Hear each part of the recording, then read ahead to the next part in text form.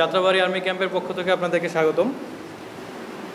আজ 28 সেপ্টেম্বর 2025 তারিখ দিবাগত রাত আনুমানিক 2টায় 26 ফিল্ড রেজিমেন্ট আর্টিলারি এবং যাত্রাবাড়ি থানা পুলিশের সমন্বয়ে মাতুয়াইল মুসলিমনগর এলাকায় কার্যক্রম পরিচালনা করা হয়। গোয়েন্দা তথ্যের ভিত্তিতে সন্দেহভাজন হিসেবে ফারুক নামের একজন ব্যক্তিকে তল্লাশির সময় তার কাছে 1000 টাকার একটি এবং 200 টাকার একটি জাল নোট পাওয়া যায় এবং মোবাইলে কয়েকটি অস্ত্রের ছবি পাওয়া যায়। প্রাথমিকভাবে সে অস্বীকার করলেও ফারুক নামের উক্ত ব্যক্তিকে আরও জিজ্ঞাসাবাদের এক পর্যায়ে উক্ত অস্ত্র বহনের কথা সে স্বীকার করে। তবে বর্তমানে উক্ত অস্ত্র তুষার নামে আরেক ব্যক্তির তত্ত্বাবধানে আছে বলে জানায়। তৎক্ষণাৎ মাতুয়াইল মুসলিমনগর এলাকায় অভিযান চালিয়ে তুষারকে আটক করা হয় এবং সে অস্ত্র পরিবহনের সত্যতা স্বীকার করে।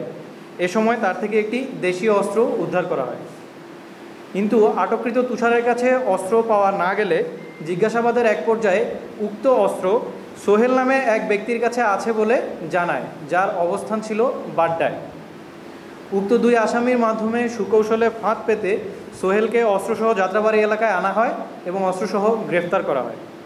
উল্লেখ্য যে আটককৃত ফারুক, তুষার এবং সোহেল এদের নামে সন্ত্রাসী কার্যক্রম, গাড়ি পোড়ানো, চাঁদাবাজি সহ একাধিক মামলা রয়েছে।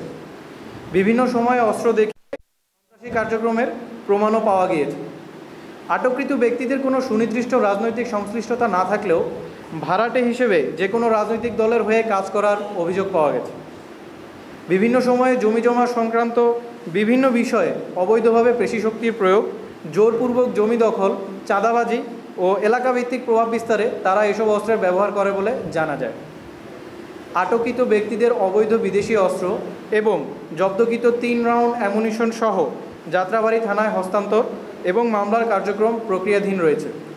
অন্যান্য অস্ত্রধারী সম্পর্কে তথ্য সংগ্রহ এবং পর্যালোচনা করে পরবর্তীতে আরও অভিযান চলমান থাকবে। যাত্রাবাড়ি রাজধানীর একটি গুরুত্বপূর্ণ স্থান।